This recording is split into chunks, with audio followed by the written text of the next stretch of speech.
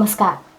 कला, साहित्य, उद्योग, पर्यटन लगायत विविध विषयवस्तुदेखि लिएर विभिन्न विशिष्ट व्यक्तित्वदेखि सर्वसाधारणसम्मको मत राख्ने एउटै मात्र ठाउँ भातगाउँ डबलीमा यहाँलाई हार्दिक स्वागत छ।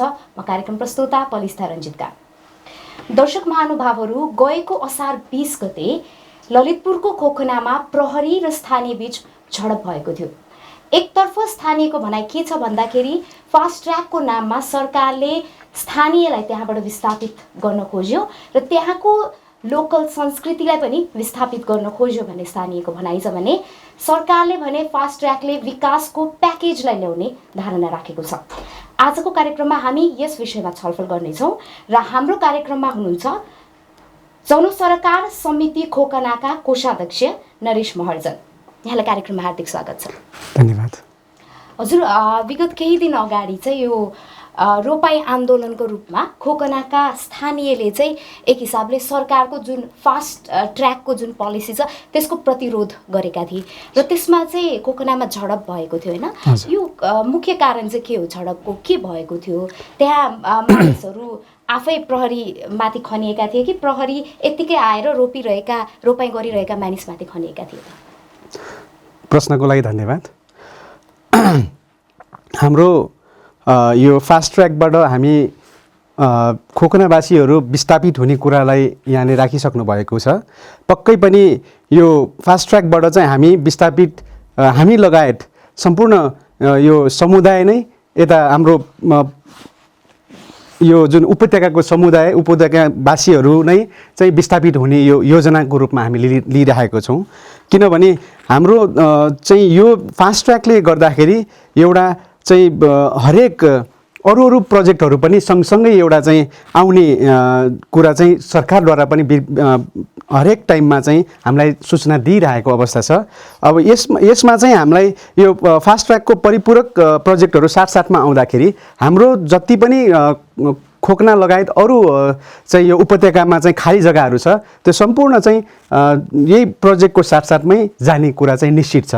त्यसले गर्दाखेरि हाम्रो यसमा यो चाहिँ हामीलाई पहिलादेखि पहिला जानकारी गरिरहेको अवस्थामा पनि हामीले पहिलादेखि नै विरोध गर्दै आइरहेको र त्यसको चाहिँ हाम्रो सुनवाई नभएको अवस्थामा चाहिँ हाम्रो 15 गतेको चाहिँ धान रोप्ने क्रम चाहिँ त्यसैको चाहिँ आन्दोलन मात्रै होइन, त्यो चाहिँ हाम्रो आन्दोलन हामीलाई त्यसले भनेको छैन।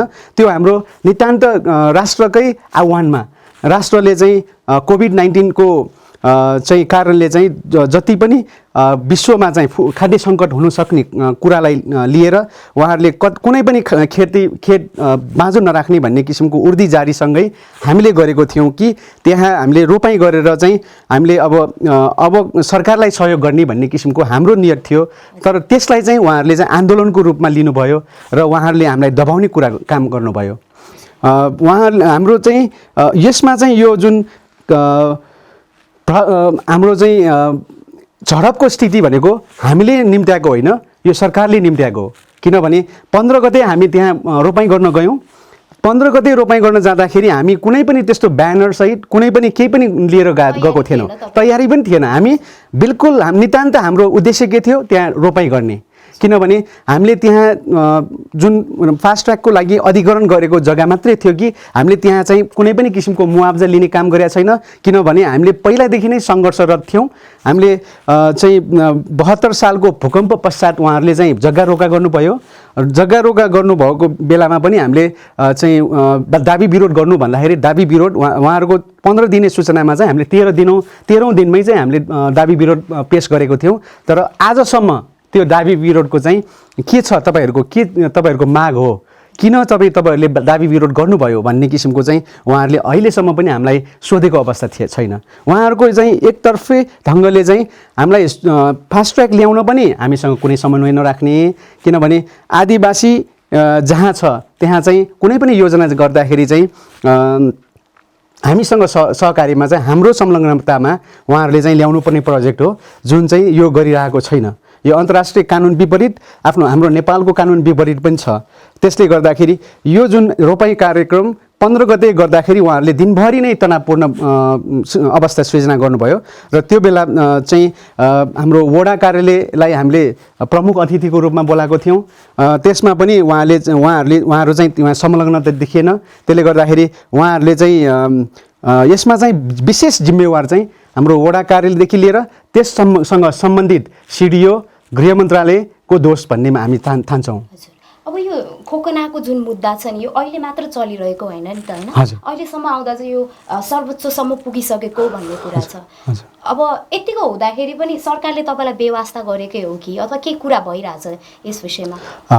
यो पनि हो। हामीले चाहिँ निरन्तर सङ्घर्षरत छौँ पनि, पहिला पनि हामीले गर्दै आइरहेका थियौँ।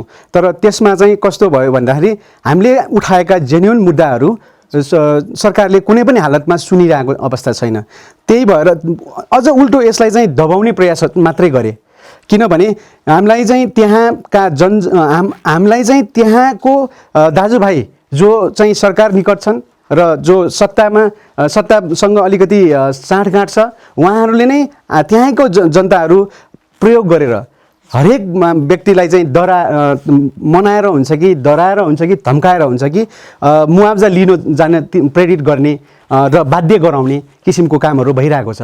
यो चाहिँ यसको चाहिँ बावजुद हामीले अझै पनि निरन्तर सङ्घर्ष गरिरहेको थियौँ। तर हामीले अन्तिम विकल्प अब यो चाहिँ हामीले सर्वोच्चमा जानुपर्छ भनेर हाम्रो यो सोचका साथ हामी सर्वोच्चमा पनि गयौँ। सर्वोच्चमा जाँदाखेरि पनि उहाँहरूले चाहिँ त्यति सिरियसली लिएको अवस्था छैन। किनभने हामीले उत्प्रेषण मुद्दा दर्ता गरेका थियौँ।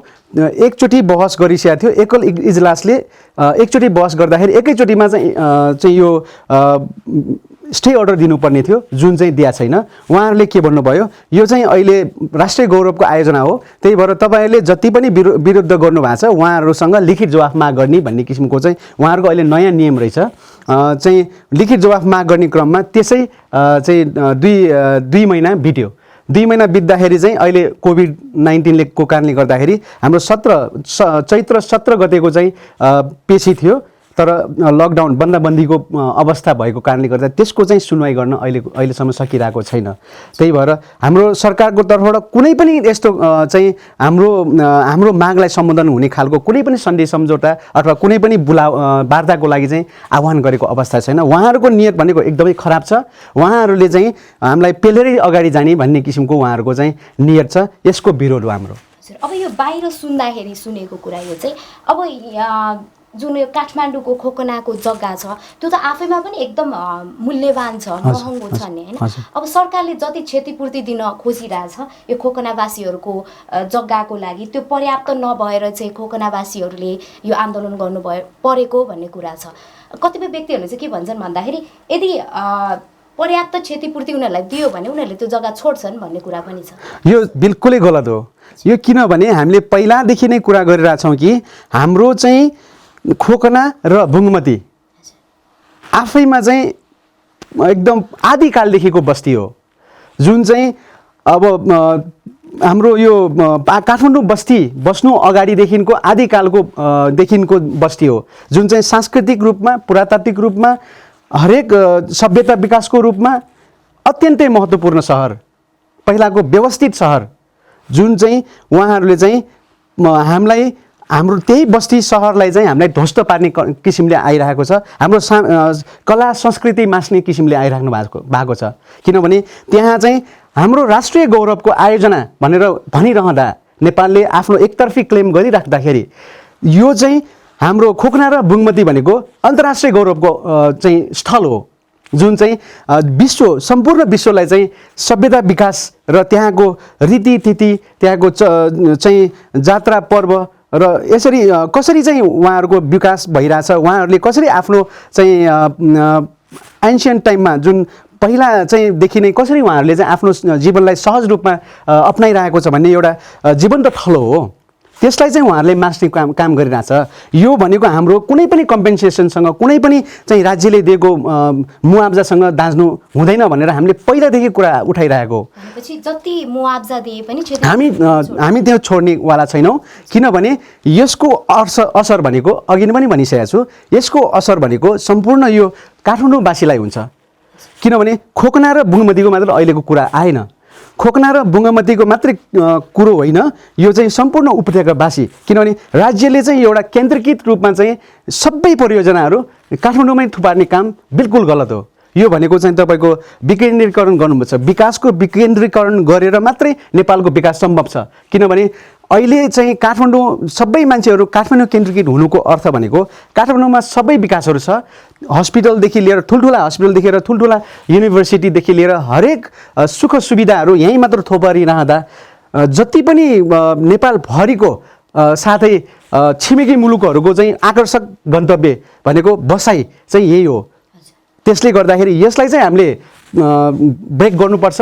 यो चाहिँ सम्पूर्ण चाहिँ नेपालभरि चाहिँ समावेशी ढङ्गले चाहिँ विकास गर्नुपर्छ, यो हाम्रो माग हो। अब यो अर्को कुरा पनि छ है, यो चाहिँ अब तपाईँले भनिहाल्नु भएन, यो काठमाडौँ मधेस यो जुन फास्ट ट्र्याक निर्माण हुँदैछ यसलाई चाहिँ अब राष्ट्रिय गौरवको परियोजना भनिरहेको कुरा छ। अनि बाहिरतिर सुन्दाखेरि पनि के छ भन्दाखेरि त्यो स्थानीयहरूको घरै अगाडि फास्ट ट्र्याक आउँछ भने त विकासका पूर्वाधार पनि आउँछन् नि, जस्तो व्यापार व्यवसायदेखि लिएर अन्य कुरा पनि फर्स्ट आउँछन् नि। अब यो कुरामा विरोध गर्नुपर्छ र भन्ने कुरा पनि छ। हजुर, यो पनि एउटा चाखलाग्दो कुरा, जसले पनि गर्ने टाइपको, जसले पनि यो यस्तै कुराहरू गरिरहेका हुन्छन्। हामी विकास विरोधी पक्कै पनि होइनौँ, किनभने हामीले चाहिँ यसको चाहिँ प्रमाण चाहिँ हामीले पहिला पनि दिइसकेका छौँ। किनभने पहिला जुन सुरुमा चाहिँ हामीलाई हाम्रो जग्गामा चाहिँ हामीले विभिन्न आयोजनाहरूलाई चाहिँ जग्गाहरू दिइसकेका छौँ र अब कतिसम्म दिने भन्ने कुरा हो। किनभने हामीले चाहिँ पहिला सेनाको लागि चाहिँ प्यारा डम्पिङको लागि चाहिँ जग्गा दिइसकेका छौँ। खानेपानीको लागि चाहिँ फर्पिङबाट चाहिँ भैँसीपाटीसम्मको चाहिँ खानेपानी आयोजनाको लागि जग्गा दिइसकेका छौँ। खानेपानी भण्डारणको लागि चाहिँ दिइसकेका छौँ र भैँसेपाटी आवासको लागि उहाँहरूले जुन चाहिँ कुनै पनि योजना थिएन, उहाँहरूले खालि हाम्रो चाहिँ जग्गा मात्रै क्याप्चर गर्ने र सरकारले त्यसलाई चाहिँ जुन सरकारले अर्थात् आफ्नो पार्टी जुनसुकै पार्टीको चाहिँ सरकार आए पनि आफूले चाहिँ कमाइ खाने भाँडोको रूपमा युज गर्नलाई चाहिँ उहाँहरूले चाहिँ भैँसपाटी आवास चाहिँ कुनै पनि योजना बिना नै उहाँले चाहिँ अहिले आवास जुन प्लानिङ गरेर सरकारले नै बेचेको छ, उहाँहरूले चाहिँ यो पनि हामीले दिइसकेका छौँ। र रेडियो स्टेसनलाई पनि हामीले 80 रोपनीभन्दा बढी चाहिँ जग्गाहरू दिइसकेका छौँ। अनि त्यसको अलावामा चाहिँ कुष्ठरोग अस्पताल तथा पुनर्स्थापनाको लागि पनि हाम्रो खोकनावासीको जग्गाहरू दिइसकेका छौँ। यति धेरै चाहिँ हामीले विकास निर्माण, यो पनि एउटा एक टाइपको धेरै ठुलो विकास हो अहिलेको चाहिँ के अरे उसमा चाहिँ विकासै हो। यो विकासहरूको लागि चाहिँ हामीले जग्गा दिइसकेका छौँ। अब कति दिने र हामी के यहाँबाट बाहिरै जाने त, हामी यहाँबाट चाहिँ अब छोडेरै जाने त भन्ने कुरा हाम्रो विशेष कुरा हो। त्यहाँका हाम्रा बुङ्मती र खोकनावासीका जनताहरू भनेको बिल्कुलै युनिक टाइपको चाहिँ सोच भएको र उहाँहरू चाहिँ अहिले विकास परिस्थिति, अहिलेको जुन भौतिक पूर्वाधार विकास परिस्थिति, अहिलेको जति पनि जुन स्पिडमा चाहिँ अब के अरे विश्व गइरहेछ त्यसमा ढाल्न सक्ने अवस्थाको छैनन्। उहाँहरूको आर्थिक स्तर त्यो अनुसारको छैन। एक त अब उहाँहरूले जुन अहिले हाम्रो चाहिँ भूमिहीन बनाउने अवस्था छ, हामी त्यहाँ अहिले त हामी कुनै पनि त्यस्तो के अरे कार्य नगरिकन, कुनै पनि व्यापार व्यवसाय नगरिकन हामी अहिले स्वावलम्बन अब भन्नाले आत्मनिर्भर छौँ। किनभने इन्डियाले चाहिँ ब्लकेड गर्यो 7 महिना, अब चाहिँ भूकम्पबाट त्यसरी चाहिँ हाम्रो त्यसरी जर्जर अवस्था बनायो, तर पनि हामी भोका छैनौँ। जबकि त्यो नहुनु भनेको हाम्रो जग्गा भएर हो, हामीसँग भएको पुर्खौली जमिन भएर हो, त्यहाँ हामीले उब्जाउ गरेर खान पाएर हो, खान सकेर हो। त्यसले गर्दाखेरि अब यो भनेको तपाईँको व्यापार व्यवसाय भनेको सीमित पुँजीपतिहरूलाई, सीमित अब पुँजी लगानी गर्न सक्नेहरूलाई चाहिँ पोस्ने एउटा डाउ मात्रै हो। दलालहरूलाई चाहिँ पोस्ने, अब जुन राज्यको जुन यो पुँजीपति वर्गलाई चाहिँ पोस्ने एउटा कर्पोरेट मान्छेहरूलाई पोस्ने एउटा चाहिँ खेल मात्रै हो। त्यहाँको वास्तविक जनतालाई चाहिँ, त्यहाँको दुखी किसानहरूलाई चाहिँ सम्बोधन गर्ने खालको यो बिल्कुलै पनि होइन। उहाँहरूको यो प्रोजेक्टहरू लन्च भयो भने चाहिँ हामी त्यहाँबाट विस्थापित भएर कतै जाऊ भनेर चाहिँ भनेको नै हो र यो भनि पनि सकेको छ। किनभने हाम्रो यो स्मार्ट सिटीको चाहिँ अवधारणा ल्याउने भनेको काठमाडौँ उपत्यका विकास प्राधिकरणका चाहिँ CEO भाइकाजी तिवारीले चाहिँ बोली पनि सक्नु भएको छ। किनभने त्यो चाहिँ फास्ट ट्र्याकसँग हाम्रो बागमती करिडोर चाहिँ हाई टेन्सन अनि चाहिँ स्मार्ट सिटी उहाँको अन्डरमा स्मार्ट सिटी पर्छ। स्मार्ट सिटीमा चाहिँ उहाँले के एउटा कुरा गर्नु भएको छ भने एउटा मिडियामै आएको छ त्यो, उहाँले चाहिँ खोकना लगायतका सबै 4वटा नयाँ स्मार्ट सिटीहरू बन्छ, यो कसैले रोक्न सक्दैन, अनि चाहने मान्छेहरू त्यो ठाउँमा बस्छ, नचाहने मान्छे जान्छ भन्ने किसिमको उहाँकै मुखबाट भइसकेको हुनाले हामीलाई जाऊ त्यो ठाउँ छोडेर जाऊ, तपाईँहरू विस्थापित हो भनेर एउटा जिम्मेवार निकायको मान्छेले नै बोलेको छ। यो भनेको चाहिँ हामीलाई बिल्कुलै पनि त्यहाँको अवसर भनेर देखाएर हामी त्यहाँ बस्न सक्दैनौँ। जसरी भन्छ नि, अब भनिन्छ नि कुनै पनि अब त्यो भनिरहँदाखेरि हामी कहिले पनि आर्थिक रूपमा सक्षम हुँदैन भन्न खोजेको होइन। यसमा चाहिँ अब अलिकति प्रक्रिया लाग्छ, अलिकति टाइम लाग्छ। तर मैले यो के भन्न खोजिरहेको छु भने हिलोमा बस्ने एउटा चाहिँ माछालाई सङ्लो पानीमा लगेर गयो भने त्यो मर्छ। त्यो सिद्धान्तमा हामी अगाडि बढ्नु पर्यो।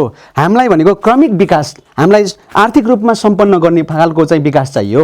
हामी नेवार जाति विशेष गरी हाम्रो उतातिरको चाहिँ मतलब रैथाने र गरिब किसानहरूलाई चाहिँ राज्यले चाहिँ यसरी ठुल्ठुलो परियोजनाहरू ल्याएर एउटा मात्रै होइन, 2टा मात्र होइन, 9वटा प्रोजेक्ट ल्याएर हामीलाई त्यहाँबाट चाहिँ लखट्ने प्रयास गर्नु भएन। यो मात्रै हो हाम्रो। अब तपाईँले यो कुरा गर्नुभयो नि होइन, जस्तो खोकनावासीहरू चाहिँ कृषि नै गर्न चाहन्छन् र यो फास्ट ट्र्याकको जुन कन्सेप्ट ल्याइरहेको छ सरकारले, यसलाई फेरबदल गर्नुपर्छ भन्ने कुरा छ तपाईँको। अब सरकारको विकल्पमा चाहिँ के हुन सक्छ? यो चाहिँ कस्तो भन्दाखेरि त्यो विकल्प चाहिँ हामीले दिनु भन्दाखेरि सरकारले नै सोचेको राम्रो। किनभने सरकारसँग विज्ञहरूको टिम छ, धेरै विद्वानहरूको टिम छ। उहाँहरूले चाहिँ यो EIA रिपोर्टमै प्रष्टसँग लेखेको छ कि यो योजना खोकना मैत्री छैन, खोकना बुङ्गमती मैत्री छैन। किनभने त्यहाँको कतिपय कृषियोग्य जमिनहरू मासिन्छ, त्यहाँको कला संस्कृति मासिन्छ, त्यहाँको हरेक चाहिँ त्यहाँको सोसियो इकोनोमिकल इन्भाइरोमेन्ट यसले खतम गर्छ, त्यहाँको चाहिँ हरेक किसिमको चाहिँ त्यहाँ सोसियल इम्प्याक्ट पर्छ, त्यहाँको इन्भाइरोमेन्ट इम्प्याक्ट पर्छ भनेर चाहिँ त्यहाँ प्रष्ट किटान गरेको छ। त्यसको पनि पालना गरेको छैन। यो जुन यो चाहिँ अवैज्ञानिक भयो, यो बिल्कुलै वैज्ञानिक भयो। नेपाल सरकारको एउटा के चाहिँ एउटा नियत खराब छ भनेर अझै पनि म किन भनिरहेको छु भन्दाखेरि उहाँहरूले यो EIA रिपोर्ट पनि सार्वजनिक गर्न सक्नु भएको छैन। EIA रिपोर्ट भनेको हामीले चाहिँ हरेक अरू सूत्रबाट, सरकारले दिएको होइन कि अर्कै सूत्रबाट चाहिँ हामीले चाहिँ यो EIA रिपोर्ट चाहिँ लिनु पर्यो र त्यो स्टडी गर्नु पर्यो। अहिलेसम्म EIA रिपोर्ट पनि हामीलाई चाहिँ दिइरहेको अवस्था छैन र हाम्रो अहिलेसम्म चाहिँ DPR तयार भयो भनेको छ। DPR हामीले माग्दाखेरि त्यो पनि दिइरहेको अवस्था छैन। किनभने त्यसरी चाहिँ सूचनाको हकबाट वञ्चित गराएर यो कार्यक्रम चाहिँ सफल बनाउने उहाँहरू उद्यत छ भनेपछि यो चाहिँ जनतालाई वास्तविक अन्याय परेको हो कि होइन भन्ने कुरा म यहाँ तपाईँहरूको टेलिभिजन मार्फत राख्न चाहन्छु। अब यो एकदम जायज कुरा पनि हो, किन भन्दाखेरि एउटा समुदायको संस्कृति जुन बसिरहेको रैथाने जुन कल्चर छ त्यसलाई नाच्नु हुँदैन विकासको नाममा। यो एकदम अकाट्य कुरा छ होइन। तर यसमा पनि धेरै बाहिरतिरको व्यक्तिहरूले के भनिरहेछन् भन्दाखेरि यो नेवार समुदायको मात्र मुद्दा भयो, नेवार समुदायको मात्र वकालत गर्यो भनेर। जति पनि नन नेवार्सहरू छन् नि, नन नेवार्सहरूले भनिरहेछन्, सबै चाहिँ होइन, जस भनिरहेको हुन्छन् र यो तपाईहरुको मुद्दालाई चाहिँ नेवार समुदायले चाहिँ विशेष गरेर प्राथमिकता दिएको छ। अब यो हेर्दाखेरि पनि के भनिन्छ भन्दाखेरि यो नेवारहरुको मात्र मुद्दा भयो भन्ने कुरा छ। अब जति पनि नन नेवार्स छ उनीहरुलाई चाहिँ उनीहरुको पनि मुद्दा हो कि हैन यो चाहिँ कुरा नेवारहरुको मात्रै होइन भनेर मैले अघि पनि प्रश्न गरिसकेको छु। किनभने काठमाडौँमा अहिले नेवारहरुको संख्या भनेको 20-25 लाखको हाराहारीमा छ। अहिले काठमाडौँ उपत्यकाको समग्र जनसङ्ख्या भनेको 50-60 लाख अझ बढी नै सकेको भन्ने कुरा छ। अझ त्यसमाथि पनि बालमा बस्नेदेखि लिएर हरेक गर्दाखेरि अझ त्यो भन्दा पनि बढ्न सक्छ। यो मैले बिल्कुल यो नेवार समुदायको लागि मात्र होइन भन्दाखेरि भनिरहँदा अहिले जुन यो अहिले यो खोकना र बुङ्मतीमा अहिले प्राय जसो नेवार बिल्कुल नेवार बस्ती हो, त्यहाँको मुद्दा हो यो। तर अहिले त्यहाँको लागि चाहिँ नेवारको मात्रै समस्या हो भने यो बिल्कुल यो पुरा हाम्रो देशको लागि पनि समस्या हो र यो एउटा उपत्यकाको विशेष गरी उपत्यकाको पनि एउटा समस्या हो। किनभने यसमा चाहिँ किन चाहिँ अरू पनि समुदायको लागि पनि हो भन्दाखेरि यो फास्ट ट्र्याक आउँछ हाम्रो खोकनामा राख्छ, खोकनामा राख्दाखेरि चाहिँ फास्ट ट्र्याक यो जुन फास्ट ट्र्याकको अवधारणा अनुसार चाहिँ आउटर रिङ रोड बाहिरी चक्रपथ जुन आवश्यकता नै छ, अपरिहार्य नै छ। किनभने फास्ट ट्र्याकबाट जति पनि गाडीहरू चाहिँ खोकनामा आउँछ त्यहाँ भएर त्यहाँबाट अरू ठाउँमा त व्यवस्थापन हुनु पर्यो नि। त्यसको लागि उहाँहरूले बल्कुको रोड मात्रै त युज गर्दैन, किनभने त्यहाँ 20,000 देखि 25,000 अझ 50,000 गाडीहरू आउँछ। दिनको त्यति गाडी आइरहँदाखेरि बल्कुको रोडले ठान्दैन।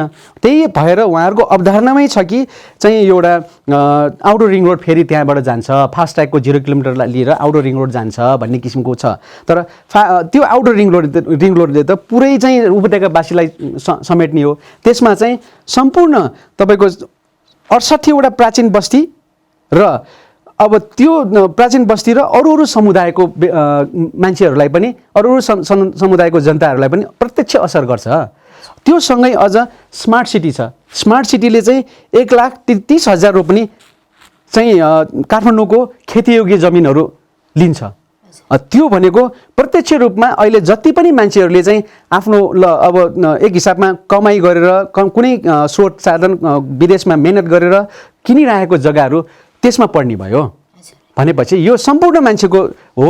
र साथै देशको पनि एउटा समस्या के हो भन्न चाहन्छु भन्दाखेरि यो अहिले देशको समस्या किन हो भन्दाखेरि यसमा चाहिँ यो एउटा राष्ट्रिय गौरवको आयोजना भनेको छ। जति पनि नेपालमा राष्ट्रिय गौरवको आयोजनाहरू छ त्यो सबै विवादास्पद नै छ।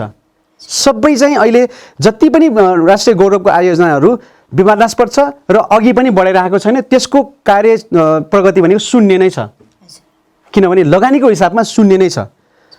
त्यो भइरहँदाखेरि यो चाहिँ नेपाल सरकारको नीति तथा कार्यक्रममा समावेश गरेर 3 वर्षमा सकाउने भनेर भनिरहँदाखेरि 8 अरब रुपियाँ मात्रै लगानी यसको लागि पैसा छुटाएको छ। जबकि यसको चाहिँ बजेट भनेको पुरा बजेट भनेको 4-5 अरबको हाराहारीमा जान्छ। किन मैले 4-5 अरबको हाराहारीमा जान्छ भनेको भन्दाखेरि सुरुमा उहाँहरूले एडिबीको चाहिँ फिजिबिलिटी स्टडी अनुसार उहाँहरूले चाहिँ 56 अरबमा सकिन्छ भन्नुभयो 2008 सालमा। अनि त्यसलाई फेरि बढाएर चाहिँ इन्डियन कम्पनीलाई डिपिआर गर्न दिने भनेर उहाँहरूले चाहिँ 87 अरबमा के अरे हुन्छ, 76 अरबमा हुन्छ भनेर डिपिआरमा उल्लेख गर्यो। तर त्यहाँबाट पनि चाहिँ भएन। अब यो कहाँ त्यो यतिमा हुँदैन भनेर, यो त धेरै ठुलो मेगा प्रोजेक्ट हो, यो त एसियन हाइवे स्ट्यान्डर्डको हो, यो त हुँदैन भनेर उहाँहरू आफैमा सक्षम छैन कि यो रोड बनाउने। अनि त्यो अनुसारले चाहिँ उहाँहरूले चाहिँ किन रोड बनाउने सक्षम नभएपछि त उहाँहरूले त किनभने उहाँहरूलाई के थाहा छैन भन्दाखेरि यसको एक्चुअल कस्ट छैन, उनीहरूको वैज्ञानिक कस्ट इस्टिमेसन छैन। अनि उहाँहरूले चाहिँ पुष्पकमल दाहाल प्रचण्ड हुँदाखेरि चाहिँ हामीसँग 1 हप्ता अगाडि चाहिँ उहाँको टेबलमा गएर हामीले ज्ञापन पत्र दियौँ र त्यसको 1 हप्तापछि चाहिँ उहाँले चाहिँ नेपाली सेनालाई चाहिँ 113 अरबमा कार्य सुम्प्यो। उहाँकै पालामा सुम्पेको भनेपछि 56बाट 76, 76बाट 113 अरब। अब हुँदाहुँदै गत 1 वर्ष अगाडि चाहिँ 213 अरबको चाहिँ अहिले बजेट पेश गरिसकेको छ यसको।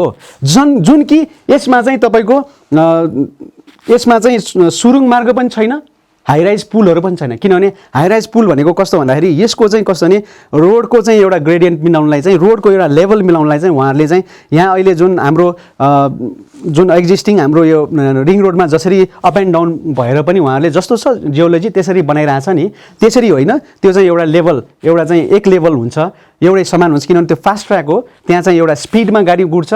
किनभने त्यहाँ अलिकति अप एन्ड डाउन भयो भने त्यहाँ एक्सिडेन्ट हुन्छ भनेर उहाँहरूको एउटा लेभल छ। त्यो चाहिँ टाइपको कुनै पनि उहाँहरूको स्टडी छैन। त्यसको अलावा नै 213 अरब छ भने यो चाहिँ बिल्कुलै यो गलत हो, यो रङ प्र्याक्टिस, यो त कमाइ खाने भाँडो मात्रै हो। यो चाहिँ सरकारको चाहिँ अर्को चाहिँ एउटा भ्रष्टाचारको केन्द्र बन्छ भन्ने एउटा हाम्रो कुरा हो। तर यो हाम्रो हुन त यो मैले सचेत मात्रै गराएको, योसँग हाम्रो कुनै पनि सरोकार छैन। यो भनेको हाम्रो बिल्कुल किसानहरूले गरेको एउटा चाहिँ हाम्रो यो हाम्रो आन्दोलन हो, यसमा हाम्रो चाहिँदैन यो यस्तो खालको प्रोजेक्टहरू हाम्रो समुदायमा भन्ने किसिमको चाहिँ म कुरा प्रस्ताव पार्न चाहन्छु। हजुर, अब तपाईँहरूको जुन आन्दोलन छ नि यसले चाहिँ अब कुन मोड लिन्छ त, के गर्नुहुन्छ अब? अब हाम्रो आन्दोलन भनेको चाहिँ निरन्तर यो समस्या समाधान नभएसम्म नै अगाडि जाने हो। अब हामीले चाहिँ यसलाई चाहिँ सरकारले चाहिँ साँच्चीकै बेलैमा उहाँहरूले चाहिँ हामीलाई के अरे हाम्रो कुरालाई सुनेर उहाँहरूले हामीलाई चाहिँ सम्बोधन गर्ने बाटोतिर जान्छ भने हामी उहाँहरूसँग वार्ता गर्न तयार छौँ। किनभने यो आन्दोलन भनेको कुनै पनि आन्दोलन भनेको गन्तव्यहीन हुनु हुँदैन। किनभने यसमा चाहिँ राज्यले पनि हामीलाई चाहिँ कुनै पनि किसिमको चाहिँ सम्बोधन नगर्ने खालको एकतर्फी रूपमा पेलेर जाने अरू कुनै चाहिँ शक्तिहरूलाई अझ परिचालित गरेर अझ उहाँहरू अर्कै ढङ्गबाट जानुहुन्छ भने हाम्रो त्यसको प्रतिकार सधैँ नै रहन्छ। किनभने हामी अहिले पहिला फास्ट्यागमा मात्रै पढ्ने कुरा मान्छेहरू अहिले यसमा लागिरहेको थियौँ। अब भनेको फास्ट्यागमा लाग्ने मात्र होइन, अब भनेको सम्पूर्ण खोकनावासी, भुङ्गमतीवासी अनि लगायत सम्पूर्ण उपत्यकावासीकै यो मुद्दा भएको छ। त्यो भएर हामीलाई बेलैमा यो हिसाबमा चाहिँ यसबारे चाहिँ उहाँहरूले सोच्नु भएन भने हामीले हाम्रो कार्यक्रमलाई निरन्तरता दिनुपर्ने हुन्छ। हामीले हाम्रो आन्दोलनलाई चाहिँ अर्कै पृथक ढङ्गबाट थप दबावमूलक गर्दै जानुपर्ने अवस्था हुन्छ र हामीले त्यो बारेमा एउटा बुढागत रूपमा हामी तयारी पनि छौँ। अस्तिको जुन आन्दोलन झडप भएको थियो त्यसमा अब धेरै घाइते पनि भएका थिए होइन? अब तपाईँहरूको यो विकल्प छ कि छैन, शान्तिपूर्ण रूपमा आन्दोलन गर्ने अथवा शान्तिपूर्ण रूपमा वार्ता गर्ने यस्तो विकल्प छ कि छैन? होइन म्याम, त्यो छ। हाम्रो चाहिँ कुनै पनि हिसाबमा हामीले पहिलादेखि नै शान्तिपूर्ण नै गरिरहेको हो। हामीले सर्वोच्चमा मुद्दा हाल्नु भनेको त्यो बिल्कुलै शान्ति न्यायको लागि हामी गएको छौँ। त्यो हाम्रो एक्टिभिटिजबाट पनि यो शान्तिपूर्ण हो भनेर थाहा हुन्छ। अनि यो चाहिँ हाम्रो 15 र 20 गतेको प्रहरी दमन भनेको हामी माथिको यो पेला प्रवृत्ति हो। किनभने हामीले किसानले त्यहाँ गएर रोपाइँ गर्नु भनेको त्यो जस्तो शान्तिपूर्ण के हुन्छ? हामी चाहिँ कुनै पनि ढङ्गबाट चाहिँ हामीले हाम्रो शक्ति प्रदर्शन गरेको होइन। हामीले चाहिँ कुनै पनि राजनीतिक एउटा स्वार्थ लुकेको मान्छेहरूले चाहिँ हामीलाई सहयोग गरेर ल अब यही मौका हो, ल सरकार परिवर्तन गर्नुपर्छ, यही एउटा मुद्दाले चाहिँ यही एउटा चाहिँ आन्दोलनबाट अब हामी सरकार ढाल्छौँ भनेर हामी लागेको होइन। हामी मात्र सरकारले नै चाहिँ आह्वान गरेको चाहिँ एउटा के अरे कुनै पनि जग्गा बाँझो नराख्ने भन्ने किसिमको चाहिँ उर्दी जारी रहँदाखेरि उहाँलाई सपोर्ट गरेको कुरा हो। त्यही भएर यो चाहिँ हामी अहिले पनि शान्तिपूर्ण छौँ र भोलि पनि शान्तिपूर्ण नै हुन्छौँ। तर सरकारले यसमा दबाएर जाने कोसिस गर्छ भने हामीले पनि त्यसको उत्तर दिनुपर्ने हुन्छ। यसमा चाहिँ हामी तयार छौँ। अब तपाईँहरूको यो रोपाइँ आन्दोलन भयो, हजुर, जस्तो स्वावलम्बीपनको आन्दोलन पनि भयो, हामी परनिर्भर किन भन्नु भन्ने आन्दोलन पनि भयो। अब यो काठमाडौँको यो रैथाने नेवारहरू जति पनि छन् कति ठाउँमा चाहिँ के छ भन्दाखेरि खेतीयोग्य जमिन चाहिँ उनीहरूले बेचेर बाहिर गएर घर बनाइरहेको छ। उनीहरूले पनि अब उनीहरूको पनि गल्ती छ जस्तो देखिँदैन यो कुरामा? सही कुरा गर्नुभयो। यो चाहिँ कस्तो भने गल्ती भनेर चाहिँ सही प्रश्न गर्नुभयो तपाईँले, सही कुरा गर्नुभयो होइन, सही प्रश्न गर्नुभयो। गल्ती भन्दाखेरि पनि कस्तो अवस्था सृजना भयो भने यहाँ काठमाडौँको मात्रै होइन यो सम्पूर्ण देशकै एउटा अवस्था एकदम नाजुक अवस्थामा बेहाल छ। किनभने सरकारले नेपाल कृषि प्रधान देश भनेर घोषणा गरिरहँदा सरकारले कुनै पनि आधारमा चाहिँ कृषिलाई चाहिँ सपोर्ट गर्ने खालको, कृषिलाई चाहिँ प्रवर्धन गर्ने खालको कुनै पनि कार्यक्रम ल्याउन सकेन। उल्टो यसमा चाहिँ वैदेशिक रोजगार प्रवर्धन केन्द्र भनेर चाहिँ स्थापना गरेर उहाँहरूले विदेशमा जाने चाहिँ लहर चलाउनु भयो र नेपालमा आउने जति पनि खाद्य पदार्थहरूदेखि लिएर हरेक सामानहरू विदेशबाट आयात गर्न थाल्नुभयो। यो चाहिँ एकदमै किसान मैत्री छैन। यहाँको उत्पादन घटाउने काम हो, यहाँको चाहिँ व्यापार घाटा गराउने काम हो र यसको शिकार काठमाडौँको जुन रैथाने नेवारहरूले भोगिराख्नु भएको छ। उहाँहरू चाहन्छन् कि उहाँहरूले अहिले चाहिँ परम्परागत रूपमा खेतीहरू त अझै पनि गरिरहेको छ। त्यहाँ आएर हेर्न सक्नुहुन्छ तपाईँहरू, खोकना र बुङ्मतीको कुनै पनि बाँझो जग्गा छैन। त्यहाँ अहिले सबै हरियाली छ, धान रोपिरहेको छ। त्यहाँ चाहिँ अहिले हजुरले भन्नुभएको जस्तो चाहिँ खहर मात्रै बनाउने होड छैन। किनभने हामीले पहिलादेखि नै व्यवस्थित सहर स्मार्ट सिटीको रूपमा हामीले लिइरहेछौँ। एउटा फार्मल्यान्ड भनेको छुट्टै छ, एउटा छुट्टै एरिया छ, अब रेसिडेन्टल एरिया छुट्टै छ, सेटेलाइट सिटी टाइपको छ होइन। त्यो चिज हाम्रो अहिलेसम्म विद्यमान छ। यो नै हाम्रो यो नै हाम्रो चाहिँ अहिलेको लागि अभिशाप बन्न पुगेको छ। किनभने उहाँहरूको नजरमा यो ठाउँ त ओहो केही पनि घर छैन, यहाँ त हामीले जुनसुकै प्रोजेक्टहरू ल्याउँदाखेरि पनि यो यहाँ त खाली छ, रोकटोक हुँदैन भन्ने किसिमको उहाँले अवसरको रूपमा लिनुभयो। यो कुरालाई चाहिँ हामीलाई चाहिँ बिल्कुलै यसलाई चाहिँ हाम्रो चाहिँ एकीकृत विकास, एकीकृत त्यहाँको दिगो विकासलाई चाहिँ भड्काउने किसिमको चाहिँ एउटा चाहिँ उहाँहरूको षड्यन्त्रपूर्वक लाग्नुभयो। यसले गर्दाखेरि राज्यको चाहिँ यो विफलताको स्वरूप हो यो जुन बाहिर। किनभने ओभियसली त्यो एकाध मान्छेले चाहिँ एउटा दुईवटा घर बनायो होलान्, किनभने यहाँ चाहिँ कस्तो भयो भन्दाखेरि अलिकति जनसङ्ख्या बढी भएपछि पनि एउटा कोर बस्ती छोडेर अलिकति सर्ने कुरा त त्यो त स्वाभाविक हो। यो भनेको आफ्नो जग्गामा आफ्नो नैसर्गिक अधिकार हुन्छ, आफूले कहाँ छ जग्गा त्यहाँ चाहिँ हामीले जग्गामा घर बनाउनु पर्छ।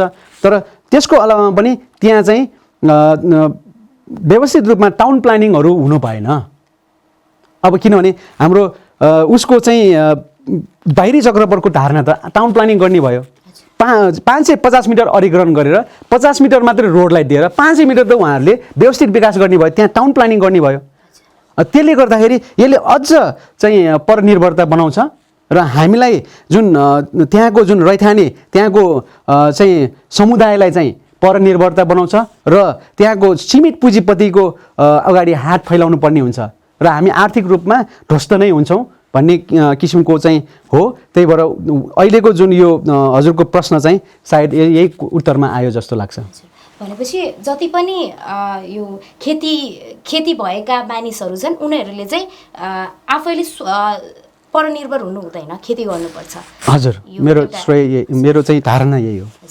अब यस्तो पनि छ कि कति ठाउँमा यस्तो पनि सडक चाहिँ साँघुरो भयो तर त्यहाँ चाहिँ के छ रैथाने बस्ती छ भनेर कुरा भयो होइन। सडक साँघुरो भयो, धेरै कुराहरू गाह्रो भयो भन्ने कुराहरू पनि आएका छन्। अब यस्तो सडक साँघुरो भएको गल्लीहरूमा पनि जुन यो मौलिक बस्तीहरू जति पनि छन् त्यो बचाइराख्न जरुरी छ।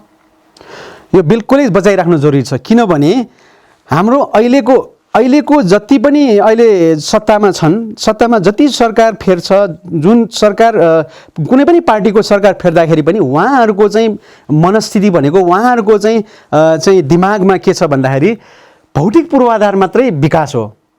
ठुल्ठुलो चाहिँ हाई राइज बिल्डिङहरू, ठुल्ठुलो स्काई स्क्रैपर्सहरू बनायो अथवा ठुल्ठुलो चाहिँ भ्यू टावरहरू बनायो भने, चौडा चाहिँ बाटो बनायो भने त्यसलाई विकास मान्छ।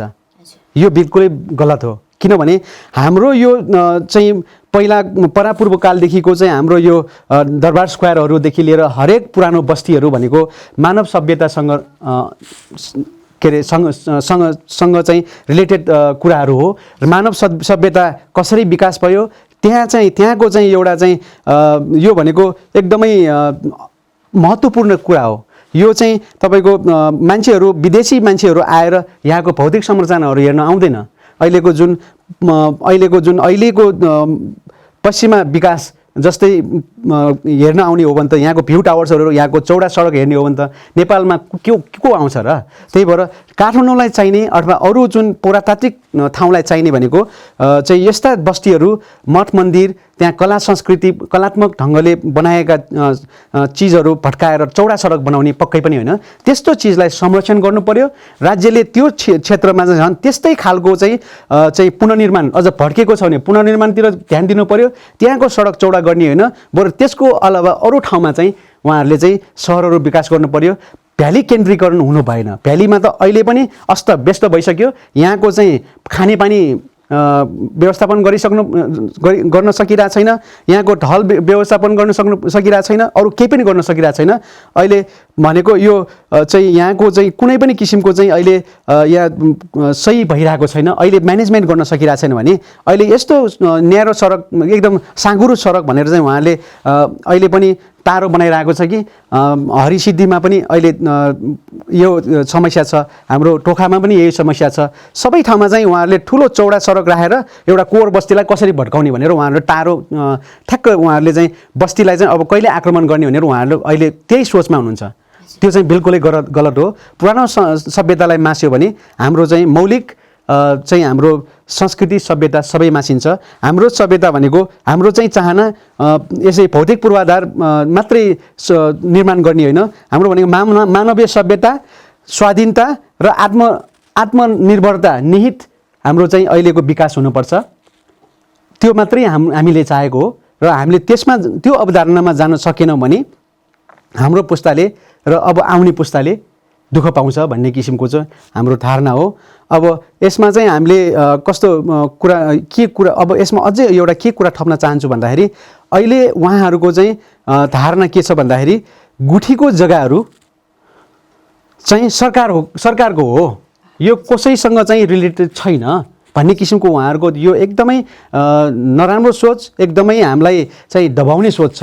किनभने नमरी जग्गामा त ल ठिक छ, उहाँहरूले अब एकदमै न्यून रूपमा मुआवजा दिए पनि त्यो मुआवजा देला रे, तर यहाँ अहिले यस्तो पनि अवस्था छ कि गुठीको जग्गामा पैसै नपाउने, कुनै पनि कम्पेन्सेसन नपाउने त्यस्तो खालको छ। किनभने हाम्रो बुङमतीमा चाहिँ तपाईँको मच्छिन्द्रनाथ रथको लागि चाहिँ काठहरू ल्याउने हाम्रो बोसी खानकी गुठी छ, जुन चाहिँ उहाँहरूको चाहिँ केही पनि छैन। उहाँहरूलाई चाहिँ उहाँहरूको चाहिँ पहिल्यैदेखि जोतेर खाइरहेको र उहाँहरूले चाहिँ त्यो कृषि गरेर खाइरहेको, उहाँहरूको चाहिँ केही पनि छैन। त्यहाँ चाहिँ उहाँहरूको निस्सा चाहिँ जोटाहा मात्रै भनेर बसिरहेछ।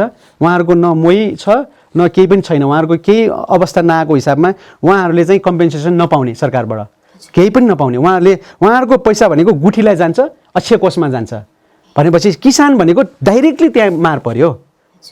यो पनि छ। अनि यसको अलावा पनि अरू निजी गुठी, अरू रुद्राइनी गुठी, हरेक गुठीहरूमा चाहिँ गुठीको जग्गाहरूमा चाहिँ अहिलेसम्म, किनभने गुठीको जग्गा मास्नु भनेको संस्कृति मास्नु हो। त्यहाँ चाहिँ तपाईँको गुठीको जग्गाको सट्टा गुठीको जग्गा नै दिनुपर्ने प्रावधान छ, यो जुन हाम्रो संविधानले पनि दिइरहेको छ। तर यसमा पनि उहाँहरूले केही पनि गरिरहेको अवस्था छैन। उहाँहरूले के भन्नुहुन्छ, गुठीको जग्गा भने सरकारको जग्गा हो, यसमा हाम्रो अधिकार छ, हामी यहाँ जे पनि संरचना गर्न सक्छौँ, सरकारले चाह्यो भने जे पनि गर्न सक्छौँ भन्ने मानेमा उहाँहरू गइराख्नु भएको छ।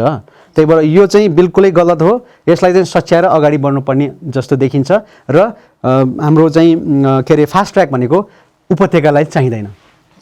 अब यो सांस्कृतिक रूपबाट खोकना एकदम पुरानो बस्तीको रूपमा पनि लिइन्छ। सभ्यताको विकास क्रमदेखि लिएर कृषिको सुरुवातदेखि लिएर धेरै कुराबाट चाहिँ खोकना महत्त्वपूर्ण छ होइन। अब यो खोकनाको सांस्कृतिक महत्त्व के हो त्यो छोटकरीमा बताइदिनुहोस् न। खोकनाको सांस्कृतिक महत्त्व भनेको त्यहाँको चाहिँ एउटा बस्ती विकासको एउटा खाका जुन पहिल्यै भइसकेका छ।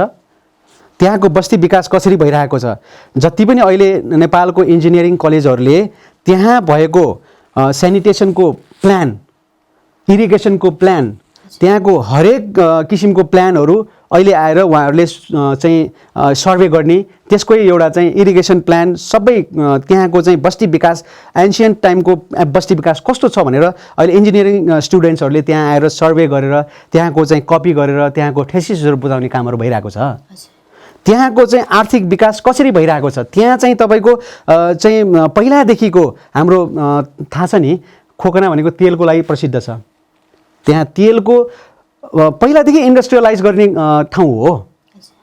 तेलको लागि स्वावलम्बन, नेपालकै लागि तेलको लागि स्वावलम्बन र मिठो तेल, तोरीको तेल, भुटेको तोरीको तेल भनेको त्यसको थाले नै खोकनाबाटै भएको। अझ मेरो मानेमा भन्नुपर्दा हाम्रो उताको चाहिँ मानेमा भन्नुपर्दाखेरि सम्पूर्ण विश्वले नजानेको भुटेको तोरीको तेल भुट्दाखेरि के हुन्छ, त्यसको भ्यालिडिटी बढ्छ र एउटा त्यसको स्वादमा पनि चाहिँ मिठासमा पनि आउँछ। त्यही भएर त्यस्तो एउटा चाहिँ पहिलादेखि नै चाहिँ एउटा इन्डस्ट्रियलाइज गर्ने एउटा वेल चाहिँ उहाँ त्यहाँ त्यस्तो इन्डस्ट्री डेभलप गर्न सक्ने, अब पहिलादेखिको त्यस्तो सङ्गठित एउटा सेटेलाइट सिटीको रूपमा सङ्गठित एउटा बस्ती बसाउन सक्ने, फार्मल्यान्डमा चाहिँ एउटा कृषिको रूपमा चाहिँ छुट्टै किसिमको चाहिँ व्यवस्था गर्न सक्ने, अनि त्यहाँ चाहिँ जात्रा पर्व त्यो जुन एम्युजमेन्टको लागि पहिला अहिले जस्तो टेलिभिजन छैन, अहिले जस्तो कुनै सञ्चार माध्यमहरू छैन, अहिले जस्तो कुनै स्मार्टफोनहरू छैन, टेलिभिजन केही पनि छैन। त्यो नभएको बेलामा चाहिँ हामीले त्यहाँ हाम्रो बुङ्गमतीको मछिन्द्र जात्रादेखि लिएर हाम्रो त्यहाँको खोकनाको चाहिँ सिकाली नाचदेखि लिएर हरेक किसिमको चाहिँ त्यहाँको एम्युजमेन्ट गर्ने त्यहाँको जुन एउटा माध्यम छ, अनि त्यहाँ चाहिँ एउटा धार्मिक रूपमा पनि हामी चाहिँ अगाडि बढिरहेको चाहिँ त्यस्तो व्यवस्थित रूपमा चाहिँ त्यहाँ छ। त्यसलाई चाहिँ मास्नु भएन। त्यो चाहिँ हाम्रो युनिक कल्चर हो, यसलाई चाहिँ संरक्षण गर्नुपर्छ। अब यो फास्ट ट्र्याक आयो भने हाम्रो त्यहाँको जति पनि चाहिँ तपाईँको रिचुअल चाहिँ मतलब प्रोसेसहरू भयो, के अरे फ्युनरल प्रोसेसहरू भयो, सबै त्यसले ब्लक गर्ने तरिकाले चाहिँ उहाँहरूले चाहिँ काटेर ल्याएछ। बागमतीलाई पछाडि पार्ने बित्तिकै त बागमती रोड यहाँबाट गएर बागमती चाहिँ रोडको पारि पर्ने बित्तिकै हामीलाई प्रत्यक्ष असर पर्छ। अब त्यसले गर्दाखेरि हामी त्यहाँ चाहिँ कुनै पनि किसिमको चाहिँ हाम्रो जन्मेदेखि मर्दासम्मको चाहिँ कुनै पनि चाहिँ कार्यक्रमहरू, अब कुनै पनि चाहिँ त्यो नित्यक्रमहरू कामहरू गर्नबाट वञ्चित हुन्छौँ यो प्रोजेक्टबाट। र अरू चाहिँ यसको परिपूरक रूपमा चाहिँ अरू प्रोजेक्टहरू पनि आउँदाखेरि हाम्रो नामो निशान मिट्ने छ, हाम्रो संस्कृति मासिने छ भन्ने कुरा अझ पनि जोड दिन चाहन्छु। तपाईँको विचारमा सरकार चाहिँ कहाँ चुकेको छ त? मेरो विचारमा सरकार चाहिँ धेरै ठाउँमा चुकेको छ। सर्वप्रथम सरकारले गर्नुपर्ने जग्गा प्राप्ति ऐनको अनुसार सरकारले गर्नुपर्ने काम नै यहाँ एउटा अर्डरमा भएको छैन कि एउटा वेमा भएको छैन। जुन वेमा चाहिँ सरकार जुन चाहिँ किसिममा चाहिँ उहाँहरूले चाहिँ जग्गा प्राप्ति गर्नुपर्ने हो, जुन किसिममा चाहिँ सूचना निकाल्नुपर्ने हो, त्यसमै चुकेको छ म पाउँछु। किनभने सरकारले जग्गा प्राप्ति ऐनमा चाहिँ के गर्नुपर्छ भन्दाखेरि उहाँहरूले चाहिँ पहिला चाहिँ सूचना निकाल्नु पर्यो। सूचना निकालेर चाहिँ जग्गा रोक्का गर्नु पूर्व चाहिँ उहाँहरूले मुआवजा टोक्नु पर्यो। मुआवजा टोकेर चाहिँ उहाँहरूले चाहिँ जग्गा रोकेर उहाँहरूले जग्गा प्राप्ति गर्नु पर्यो। सम्पूर्ण मान्छेले गरिसकेपछि मात्र उहाँहरूले चाहिँ एउटा चाहिँ ठेकेदार कम्पनी बोलाएर उहाँहरूले दिनुपर्ने हुन्छ। तर यो बिल्कुलै भइरहेको छैन। त्यहाँ त अहिले चाहिँ तपाईँको 20-30% मान्छेले चाहिँ प्यारलली काम पनि सुरु भइरहेछ। चाहिँ 20-30% मान्छेले मात्रै मुआवजा लिँदाखेरि पनि त्यहाँ भौतिक निर्माणहरू सुरु भइसकेको छ। यो चाहिँ एकदमै गलत हो। यो चाहिँ नेपालको जुन जग्गा प्राप्ति ऐनलाई पनि उहाँहरूले मानिराख्नु भएको छैन र साथै उहाँहरूले चाहिँ अन्तर्राष्ट्रिय कानुन पनि मानेको छैन।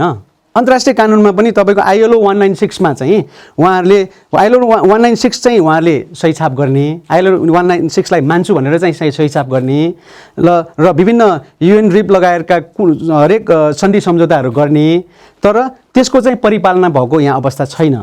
किनभने त्यो किन परिपालना भएको छैन भने मैले अघि नै पनि भने जति पनि प्रोजेक्टहरू आउँदाखेरि त्यहाँको जुन रैथाने त्यहाँको जुन आदिवासीहरूलाई चाहिँ त्यहाँको स्वभाषीहरूलाई चाहिँ पहिला सूचना दिनुपर्छ।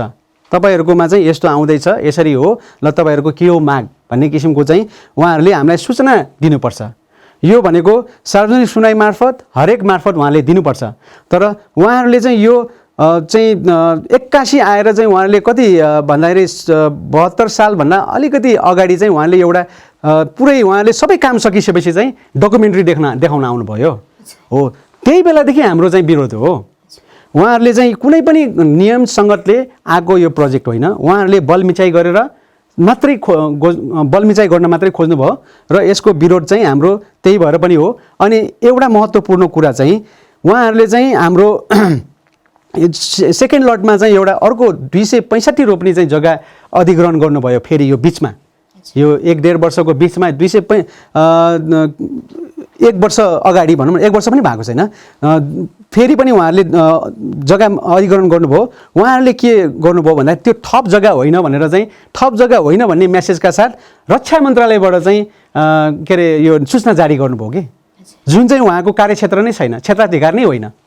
रक्षा मन्त्रालयलाई जग्गा प्राप्ति गर्ने कसले अधिकार दियो? यसमा हो हाम्रो विमति। रक्षा मन्त्रालयलाई दिनु भनेको जनतालाई गोलीको नालबाट चाहिँ जनतालाई टसाएको अवस्था भयो, बन्दुकको नालबाट चाहिँ उहाँले चाहिँ अब जग्गा प्राप्ति गर्ने अवस्था भयो। उहाँहरूको अझ स्पष्ट छ कि त्यसमा चाहिँ उहाँहरूले क्षेत्राधिकार र मार्गाधिकार अनुसारले चाहिँ हामीले यो जग्गा प्राप्ति को लागि चाहिँ सूचना जारी गरेका छौँ यो चाहिँ 1 महिनाभित्र चाहिँ के अरे मुआवजा लिन आएन भने कानुन अनुसार हुनेछ भनेपछि त मान्छेहरूको त्यहाँको जुन सर्वसाधारण जो चेतना छैन, जसलाई चाहिँ जो कुनै पनि तौर तरिका कुन चाहिँ कानुनहरू नजानेको मान्छेहरू त डराउने स्वाभाविक नै भयो। यो चाहिँ एउटा मान्छेलाई मेन्टली टर्चर गर्ने काम भयो। यो चाहिँ यही एवं रीतले त उहाँहरूले चाहिँ त्यहाँको यही एउटा प्रोजेक्ट, अरू मैले कुनै पनि यावत 9वटा प्रोजेक्टहरू भने यही एउटा प्रोजेक्टले उहाँहरूले त्यहाँको जग्गाहरू सखाप गराउने भयो। किनभने उहाँहरूले थप जग्गा पनि भनेन, क्षेत्राधिकार र मार्गाधिकारको कुरा आयो। त्यो भएपछि त उहाँहरूले त जति पनि त्यहाँको लागि अब फास्ट ट्र्याककै नाममा चाहिँ यही अवस्थामा चाहिँ यही मूल्याङ्कनमा चाहिँ उहाँहरूले त आफूलाई चाहिने जति पनि सामान के अरे मतलब खेतहरू चाहिँ लिने भयो नि त। यो एउटा चाहिँ एकदमै चाहिँ त्रास फैलाउने कामहरू भइरहेछ, यो चाहिँ रोक्नुपर्छ भन्ने एउटा मान्यता हो। अब यो 2034 सालदेखि सरकारले चाहिँ खोकनावासीहरूको जग्गा अधिग्रहण गरिरहेको छ भन्ने कुराहरू आएका छन् हैन, यसबारे पनि अलिकति प्रश्न पारिदिनुस्।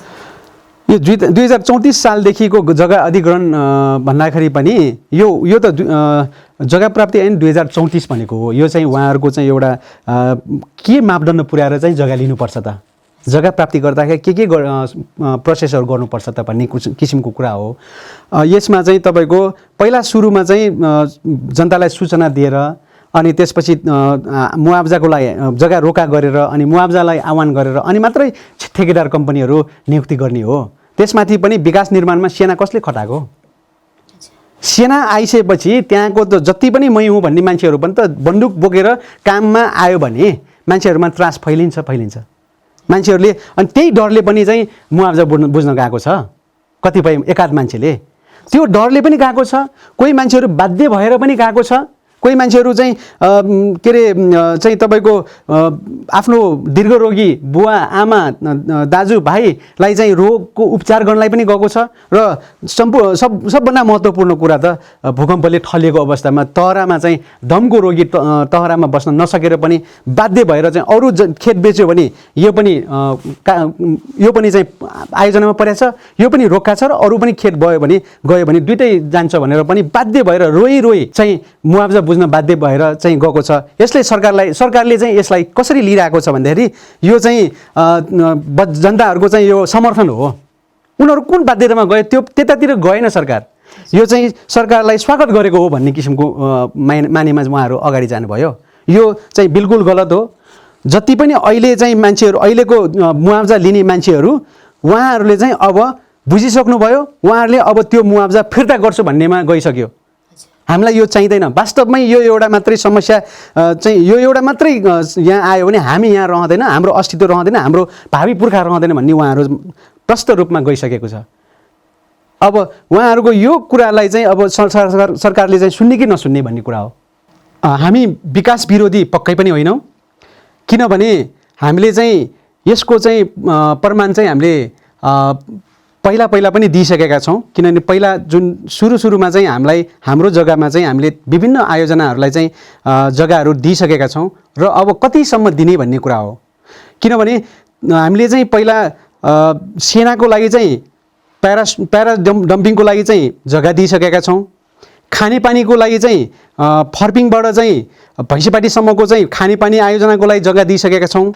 खानेपानी भण्डारणको लागि चाहिँ दिइसकेका छौँ र भैँसेपाटी आवासको लागि उहाँहरूले जुन चाहिँ कुनै पनि योजना थिएन, उहाँहरूले खालि हाम्रो चाहिँ जग्गा मात्रै क्याप्चर गर्ने र सरकारले त्यसलाई चाहिँ जुन सरकारले अर्थात् आफ्नो पार्टी जुनसुकै पार्टीको चाहिँ सरकार आए पनि आफूले चाहिँ कमाइ खाने भाँडोको रूपमा युज गर्नलाई चाहिँ उहाँहरूले चाहिँ भैँसेपाटी आवास चाहिँ कुनै पनि योजना बिना नै उहाँले चाहिँ अहिले आवास जुन प्लानिङ गरेर सरकारले नै बेचेको छ, उहाँहरूले चाहिँ यो पनि हामीले दिइसकेका छौँ। र रेडियो स्टेसनलाई पनि हामीले 80 रोपनीभन्दा बढी चाहिँ जग्गाहरू दिइसकेका छौँ। अनि त्यसको अलावामा चाहिँ कुष्ठरोग अस्पताल तथा पुनर्स्थापनाको लागि पनि हाम्रो खोकनावासीको जग्गाहरू दिइसकेका छौँ। यति धेरै चाहिँ हामीले विकास निर्माण, यो पनि एउटा एक टाइपको धेरै ठुलो विकास हो। अहिलेको चाहिँ के अरे उसमा चाहिँ विकासै हो। यो विकासहरूको लागि चाहिँ हामीले जग्गा दिइसकेका छौँ। अब कति दिने र हामी के यहाँबाट बाहिरै जाने त, हामी यहाँबाट चाहिँ अब छोडेरै जाने त भन्ने कुरा हाम्रो विशेष कुरा हो। यसमा चाहिँ हाम्रो सरकारले चाहिँ सुन्नुपर्छ। हाम्रो हाम्रो माग सुन्नुपर्छ भन्ने कुरा म राख्न चाहन्छु। अब हामी चाहिँ कार्यक्रमको अन्त्यतिर आइसकेका छौँ। कार्यक्रमको अन्त्यमा चाहिँ अब चाहिँ सरकारले कस्तो पहल गर्नुपर्छ र तपाईँहरूले पनि तपाईँहरूको मागहरू कस्ता छन्, के गरिदिए चाहिँ हुन्थ्यो अब खोकनावासीहरूको लागि? अब खोकना बुङ्गमतीवासीहरूको लागि चाहिँ अब सरकारले चाहिँ यो चाहिँ सांस्कृतिक तथा पुरातात्विक महत्त्व भएको यो जुन बस्ती हो यसलाई चाहिँ संरक्षण गरिदिए हुन्छ र उहाँहरूलाई चाहिने चाहिँ अब कुनै पनि विकासका योजनाहरू हाम्रो अहिलेको जुन यो उपत्यकामा नै अब केन्द्रित गरेर नगरिकन उहाँले कसरी व्यवस्थापन गर्न सक्नुहुन्छ उहाँले गरिदिँदा राम्रो, मैले यति मात्रै भन्न चाहेँ। कार्यक्रममा आइदिनु भयो, यतिको समय दिनुभयो, यहाँलाई धेरै धेरै धन्यवाद। हजुरलाई पनि हाम्रो आफ्नो तथ्य सत्य कुराहरू बोल्ने मौका दिनुभयो। हामीले चाहिँ अब गरिरहेको जति पनि कार्यक्रम हामीले कार्यक्रम र आगामी कसरी कार्यक्रम गर्छु भन्ने गर्ने छ भन्ने किसिमको कुराहरू मैले राख्न पाएँ। यहाँहरूले यो निम्तो दिनुभएर हामीलाई एउटा चाहिँ जनतामाझ अब सत्य तथ्य कुराहरू राख्नलाई चाहिँ सहयोग गर्नुभएकोमा तपाईँहरूलाई पनि धेरै धेरै धन्यवाद। आगामी दिनहरूमा पनि बोलाउनुहुन्छ र कुरा राख्न हुन्छ भन्ने कुरा आशा गर्दै बिदा हुन चाहन्छु। धन्यवाद। दर्शक महानुभावहरू, विकासको नाममा जुन फास्ट ट्र्याकको परिकल्पना सरकारले गरेको छ यसले रैथाने संस्कृतिलाई विस्थापित गर्ने भएकाले यसको विकल्पमा अर्को मार्ग सरकारले खोज्न जरुरी रहेको कुरा आजको कार्यक्रममा हामीले छलफल गर्यौं। खोकनावासीको एउटै मात्र आवाज छ, त्यो हो उनीहरूको स्थानीय संस्कृतिलाई सरकारले नमासोस् र विकासको नाममा विनाश नहोस्। यसमा सरकार सतर्क हुन जरुरी छ र यसका साथसाथै विकासका अन्य कामहरू भने सरकारले लान सक्दछ। दर्शक महानुभावहरू, यहाँलाई कार्यक्रम कस्तो लाग्यो? कार्यक्रमका बारे प्रतिक्रिया दिनको लागि bhaatgaon.television@gmail.com मा यहाँले आफ्ना प्रतिक्रियाहरू बुझाउन सक्नुहुनेछ। तबसम्मको लागि म कार्यक्रम प्रस्तोता पलिस्ता रञ्जितकार यहाँबाट बिदा लिन्छु। नमस्कार।